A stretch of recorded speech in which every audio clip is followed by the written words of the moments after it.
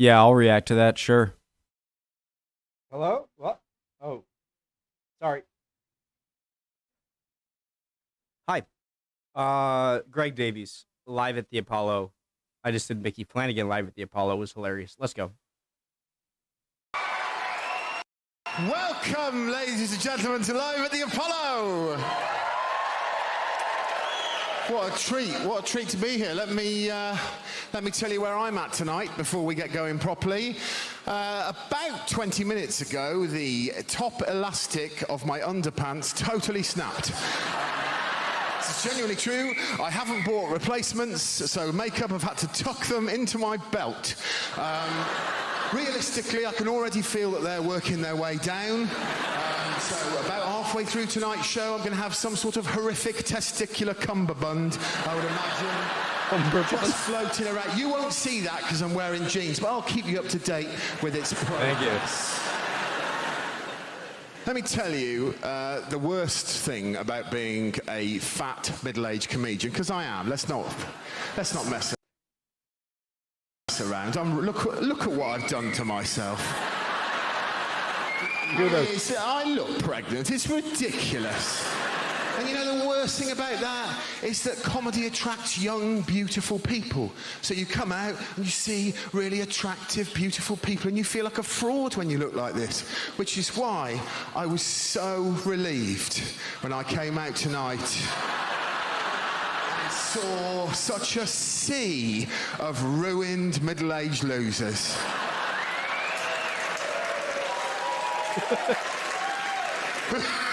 Who's over 40 here? Listen to the misery in those cheers. And who's under 25? Yes! I'm neither. It's all right, well, shut up! There's not many of us. We'll take you down with sheer bitterness. You don't know what's coming, you people. You don't know what's going to me backstage. This isn't my original outfit. I was wearing a tight black t-shirt and the producer had asked me to change because he said I looked like a bin bag full of coleslaw.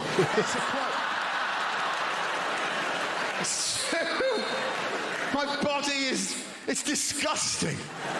I looked at myself naked in the mirror about 2 hours ago before I came here. I stood in front of the... don't woo that, for God's sake.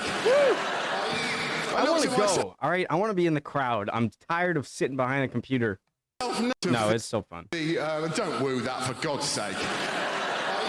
I looked at myself naked in a mirror, and I thought to myself, you know what that looks like? My body looks like it's been carved by a 4-year-old child out of a budget block of ham. Just a rough approximation of a male breast, all pink and mottled. I noticed especially... sorry. Shoot. I'm breaking my rule. Don't pause in the middle of comedy. I'm doing it anyway. When I go, I'm sitting in the front row because, especially like Frankie Boyle, they all kind of like pick on you in the front. Oh, God. Disgusting. It's so depressing. And yet, I say all those things. I'm an amazing lover. I am. I don't mean... Let me qualify that. What I mean is, I've been having sex a lot longer than most of you, right?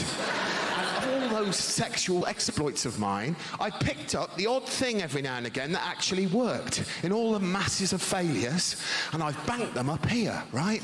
So slowly, over a period of many years, I've compiled this sort of greatest hits of sexual moves. I've got them all there, and I could use them on any of you, and I'm sure you'd go crazy. Here's the irony. Ready? I'm 44 years of age now, and now I've got that list. I can't be bothered. It's a crime. There's only one way all of this amazing sexual knowledge will ever be used, and that's if, so like one of you young, attractive couples I can see here, if you invite me round to your house, and I talk you both through it. Like some awful sexual puppeteer. What I love about the male brain is hope springs eternal. I thought this the other day. I was walking down the street. Even though I know my limitations and I know what this looks like, I'll see a beautiful 20-something-year-old girl walk past me and there'll be part of my brain that goes, maybe she likes ham. And I saw the most amazing example of this. I went to see my granddad, who's in a home, bless him. He's in his 90s. He'd tell you himself, he's finished. He's knackered, right? He's exhausted. He can't walk. He has a little blanket over his knees. You've got nothing to lose. I went to see him and he was sitting there and I said, are you all right, Grandad? He goes, I'm finished. I hate it. I'm so unhappy. And I said, oh, I'm so sorry. He goes, yeah, never mind, love. A nurse walked in. She must have been 25 years of age, right? This is what he did.